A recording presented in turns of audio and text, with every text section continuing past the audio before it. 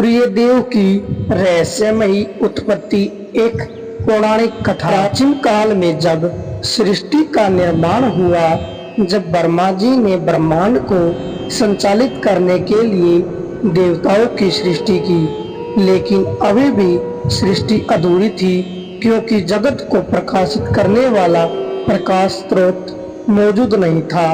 बिना सूर्य के न तो दिन होता था, न जीवन चलता था, न ही समय की गति का बोध होता था। ऋषि कश्यप, जो ब्रह्मा जी के मानस पुत्र थे, उनके कई पत्नियां थी, दीति, अदिति, क्रूर, विंता आदि।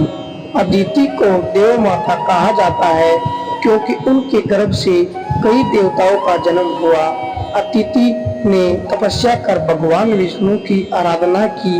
विष्णु जी ने प्रसन्न होकर उन्हें वरदान दिया कि उनके गर्भ से ऐसा तेजस्वी पुत्र उत्पन्न होगा जो ब्रह्मांड को आलोकित करेगा। समय बीतने पर अदिति ने एक अत्यंत तेजस्वी पुत्र को जन्म दिया। उसका शरीर इतना प्रखर था कि देवगण भी उसके समीप आने से कांपने लगी। देवताओं ने कहा, यह कोई साधारण बालक नहीं, बल्कि शिवम प्रकाश का स्वरूप है। उसे विश्वान, आदित्य और सूर्य नाम दिया गया। सूर्य के जन्म के साथ ही अंधकार हटने लगा, दिन और रात का क्रम आरंभ हुआ। उन्होंने अपने तेज से दिशाओं को आलोकित किया और समस्त जीवों के जीवन हेतु ऊर्जा का स्रोत बने रहे।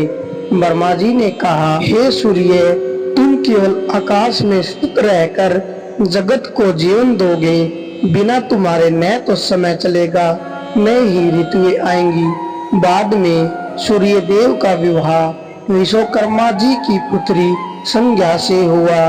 संज्ञा ने सूर्य का तेज सहन न कर पाने के कारण अपनी छाया देवी को सूर्य के पास छोड़ दिया और स्वयं तपस्या करने चली गई। छाया से शनिदेव और तप्ती का जन्म हुआ, जबकि संज्ञा से यमराज और यमुना जी उत्पन्न हुए।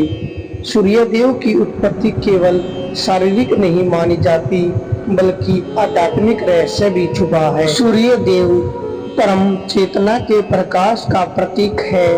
उनका जन्म हमें यह स्मरण कराता है कि जैसे सूर्य बिना भेदभाव के सबको प्रकाश देता है, वैसे ही मनुष्य को भी निष्पक्ष होकर सबके लिए हितकारी बनना चाहिए।